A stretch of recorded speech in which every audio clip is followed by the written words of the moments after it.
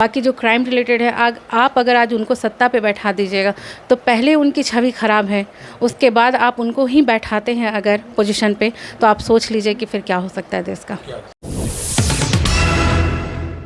हमारा हज़ारीबाग में 36 वार्ड है और हम अगर वार्ड पार्षद अगर बन के आते हैं तो सबसे टॉप का वार्ड 10 कहलाएगा। मैं सिर्फ वादा नहीं इरादा भी करके आई हूँ और एक बार मुझे मौका दीजिए, मैं आपको शिकायत का मौका नहीं दूंगी। लाइव न्यूज, खबर तो पक्की है। नमस्कार, मैं शंभू कुमार, आप देखें लाइव 24। मैं भी हज़ारीबाग में हूँ और हज़ारीबाग के वार्ड नंबर 10 में हूँ और मेरे साथ फिरदौस अख्तर जुड़ेगी। मैं हमेशा इस बात का चर्चा करते रहता हूँ कि किसी भी देश, किसी भी राज्य, किसी भी समाज, किसी भी गाँव का विकास उस देश के शिक्षा के कंडीशन पर डिपेंड करता है। मतलब आप कितने एजुकेटेड हैं वह राज्य या देश, तो उस पर डिपेंड करता है कि आपका राज्य और देश कितना विकास करता है। हम फिरदौस अख्तर से बात करेंगे कि किसी भी समाज में अगर विधायक और एमपी और मंत्री बनते हैं तो उसका पढ़ा लिखा हुआ कितना होना चाहिए, कितने पढ़े लिखे होना चाहिए, या पढ़े लिखे लोगों को पॉलिटिक्स में आना कितना जरूरी है आज के डेट में। यहाँ से हम शुरुआत करते हैं और इनसे ही बात करें कि आप कितने पढ़े लिखे हैं। सबसे पहला सवाल ये होगा कि आज के डेट में पॉलिटिकल्स देखते हैं, बिहार की बात करें, झारखंड की बात करें, यूपी की बात करें, तो वहाँ पर क्राइम जो है सबसे ज़्यादा है। लेकिन क्राइम होने की वजह ये भी है कि जो कानून बनाते हैं वही जो कानून को तोड़ते हैं वही कानून बनाने के लिए विधानसभा में पहुँच जाते हैं या लोकसभा में पहुँच जाते हैं। ऐसे कई सारी संख्या है, कई सारे विधायक एमपी, आपको भी जानकारी होगा। तो क्या एक शिक्षित व्यक्ति को राजनीति में आना चाहिए? जी, सबसे पहले तो आदाब, नमस्ते, सत श्री अकाल एंड अस्सलाम वालेकुम। मैं ये सबसे पहले बताना चाहूँगी कि शिक्षित लोग राजनीति में आना बहुत ज़रूरी है, क्योंकि जो शिक्षा प्राप्त करके लोग आते हैं और वो एक जो क्राइम से आते हैं, क्राइम रिलेटेड हैं, वो तो पहुंच करके अपना जो अगर पहुंच जाते हैं उस पद पे तो वो अपना पोजीशन का गलत फ़ायदा उठाते हैं और क्राइम बढ़ जाता है सारा सब कुछ। और जो पढ़े लिखे लोग, मेरा मानना है कि अगर आते हैं तो वो हर तरह की सुविधाएं जनता तक पहुंचाते हैं, जनता को मतलब हर तरह के बेनिफिट्स जो होते हैं, जो गवर्नमेंट की तरफ से होते हैं या जो भी योजनाएं होती हैं, वो उन लोगों को पहुंचाने की कोशिश करते हैं। बाकी जो क्राइम रिलेटेड है आप अगर आज उनको सत्ता पे बैठा दीजिएगा तो पहले उनकी छवि खराब है, उसके बाद आप उनको ही बैठाते हैं अगर पोजीशन पे, तो आप सोच लीजिए कि फिर क्या हो सकता है देश का। एक सवाल आपके साथ होगा कि आप वार्ड मेंबर बनने के लिए हैं, वार्ड प्रत्याशी बन चुके हैं। बहुत सारे जगह हम ऐसा देखा कि बिहार की बात करें, झारखंड की बात करें, वार्ड मेंबर तो बन जाते हैं लेकिन उनके क्षेत्र का विकास नहीं होता, लेकिन उनका अपना विकास हो जाता है। वो पैसे वाले हो जाते हैं, उनके पास कई सारी गाड़ियाँ हो जाते हैं, कई सारे शहर में उनका अपना मकान हो जाता है। तो क्या ये मंसूबा तो नहीं है आपका कि आते हैं, एक बार वार्ड मेंबर बन जाते हैं, खूब पैसा वैसा कमा लेते हैं, उसके बाद देखा जाएगा जो देखा जाएगा?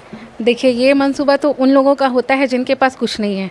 मेरे पास अल्हम्दुलिल्लाह बहुत कुछ है और मेरे हस्बैंड भी हैं, देवर लोग भी हैं, हम लोग पूरा वेल सेटल हैं। ऐसा कुछ नहीं है कि हम लोग जीतने के बाद कार खरीदेंगे या फिर कुछ करेंगे, तो हम लोग के पास सारे ऑप्शन पहले से हैं। बस मेरा मेन मोटिव बनने का यही है कि हम वार्ड पार्षद बनते हैं तो यहाँ की बदहाली को, यहाँ की गरीबी को दूर कर सकें हम। आपके लाइफ स्टाइल को देखने के बाद ऐसा लगता है कि आप वेल सेटल हैं, आप एसी में रहने वाली हैं, आप हमेशा 4 व्हीलर में चलने वाली हैं, लेकिन आप चाहते कि चलो भाई मेरे पास सब कुछ है ही तो वार्ड मेंबर क्यों बने? तो ऐसा मन में आपके क्या आया ख्याल, कि क्यों आया ख्याल कि आप वार्ड मेंबर बनने के लिए आज धूप में अधूल खा रही हैं आप? देखिए, जहाँ तक बात है एसी में, मैं तो रहती हूँ एसी में, और जब से मेरे हस्बैंड जो हैं लाखे शरीफ का जो सदर बने हैं और ये जो काम किए हैं, पहले मुझे पता नहीं चलता था कि यहाँ पे इतनी प्रॉब्लम है। लेकिन जब अब बाहर निकली हूँ, देखती हूँ आए दिन की कुछ ना कुछ प्रॉब्लम है, जनता यहाँ बहुत बेहाल है। धूप में देखते हैं पब्लिक को कि पानी के लिए इधर से उधर भटकते हुए, रोड के नाम पे यहाँ पे सिर्फ सीमेंट है और कच्ची सड़क है यहाँ पे, मतलब यहाँ कोई सुविधा ही नहीं है, ना नाली की सुविधा है, ना पानी की। अब घूम करके तो उसी बात पे ही मुद्दा पे आ जाते हैं, क्योंकि यहाँ वही प्रॉब्लम ही है, ना सफाई के नाम पे कुछ भी है यहाँ, ना पानी है, ना हेल्थ के मामले में कुछ भी है, और बिजली भी यहाँ नहीं रहती है। तो बस ये सब देख करके मेरे को लगा कि नहीं, इस फील्ड में आना चाहिए, यहाँ की जनता के लिए कुछ काम करना चाहिए। बस मेरा मेन मोटिव यही है कि हम अगर आते हैं इस फील्ड में तो हम अपनी जनता का विकास कर सकें, और हम अपनी जनता के लिए अगर कुछ कर सके तो बहुत मेरे लिए सौभाग्य की बात होगी। जैसे मेरे हस्बैंड आज यहाँ तक के पहुँचे हैं, इस मुकाम तक काम करके, हम भी चाहते हैं कि बस हम अपने वार्ड को, हमारा हज़ारीबाग में 36 वार्ड है और हम अगर वार्ड पार्षद अगर बन के आते हैं तो सबसे टॉप का वार्ड 10 कहलाएगा। इतना हम अच्छा काम करेंगे यहाँ पे। बड़ी बात बोल दी। वार्ड टॉप, किसी भी चीज़ को टॉप बनाने में ना बहुत मुश्किल का सामना करना पड़ता है और बहुत सारी सुविधाओं को देना पड़ता है। हो सकता है कि आपको पर्सनली इनपुट करना पड़ेगा उसमें। तो ये इसके लिए आप कह रहे हैं कि टॉप बनाना है वार्ड को, 36 में टॉप बनाना है, तो इसके लिए आपका तो कुछ अलग से मैनिफेस्टो होना चाहिए, कुछ ऐसा प्लान होना चाहिए कि लगे कि लोगों की आपकी बातों को सुन के हाँ अगर ये बोल रही हैं तो ऐसा करेगी, और उनको पिच करे कि हाँ ये इन पर ट्रस्ट एक बार किया जा सकता है। तो उस प्लान को थोड़ा सा डिस्क्राइब करेंगे कि आप क्या करना चाहती हैं? देखिए, हम तो फर्स्ट टाइम इस फील्ड में आए हैं और हम भी यहाँ वार्ड 10 के ही मेंबर हैं हम भी, और हम इस चीज़ को यहाँ पे हम सरवाइव कर रहे हैं कि ना नाली की सुविधा है, ना पानी की सुविधा है, ना सड़क है यहाँ पे, ना हेल्थ रिलेटेड कुछ है यहाँ। तो इस चीज़ को हम भी यहाँ सरवाइव कर रहे हैं, देख रहे हैं कि यहाँ कि ये हालत बहुत ख़राब है। लेकिन हम, वो अलग बात है कि लोग क्या सोचते हैं, लेकिन मैं सिर्फ वादा नहीं कर रही हूँ, मैं इरादा भी करके आई हूँ कि अगर मैं वार्ड पार्षद बनती हूँ तो मैं जिस मकसद के लिए, जो मेरी जनता है जो मुझे आज यहाँ पर ला के खड़ा की है, आज हम उस मुकाम पे पहुँचते हैं, तो हम अपनी जनता के लिए पुरजोर कोशिश करेंगे, मेहनत करेंगे। और ऐसा नहीं है कि ये हम अपने घर से लगाएंगे, जो ये तो वार्ड पार्षद जो बनते हैं तो ये तो पब्लिक का जो है वो पब्लिक तक पहुँचाना है, वार्ड पार्षद का काम ही यही है। तो अब उसको हम तहे दिल से, मतलब सच्चे दिल से निभाएंगे, निस्वार्थ भाव से निभाएंगे।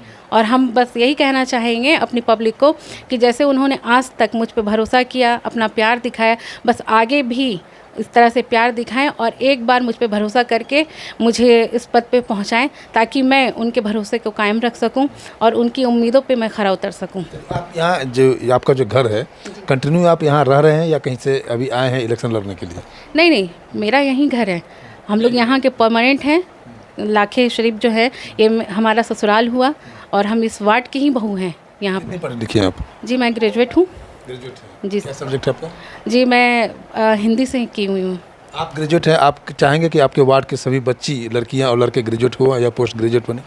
या इसके लिए कुछ प्लान है आपका? जी, पहले तो मैं आपको बता चुकी हूँ इस बारे में कि हज़ारीबाग जो है वो एजुकेटेड का हब कहलाता है एजुकेशन के मामले में। यहाँ अधिकतर जो बाहर से लोग आते हैं यहाँ शिक्षा प्राप्त करने के लिए। फिर भी हम आपको फिर से बता दें कि अगर जो बच्चे अगर शिक्षा प्राप्त किसी अभाव में नहीं कर पा रहे हैं या कोई भी कमी है, तो वो अगर हम वार्ड पार्षद बनते हैं तो वो इस वजह से आप हमसे आकर मिल सकते हैं, अपनी समस्याएं बता सकते हैं। हमसे जितना हो सकेगा हम उस पर काम करने की कोशिश करेंगे। और दूसरी ये कि एक और ये भी मन में बात आई है कि जो गवर्नमेंट स्कूल है, आज आप प्राइवेट स्कूल को देख लीजिए, उस अधिकतर लगभग जो है गवर्नमेंट स्कूल यहाँ की बंद हो चुकी हैं, ठीक है। बट मेरा ये मोटिव रहेगा कि हम गवर्नमेंट स्कूल को फिर से स्टार्ट करवाएं, और स्टार्ट ही नहीं, उस लेवल पर कराएं कि वो प्राइवेट स्कूल के बच्चे को टक्कर दे सके।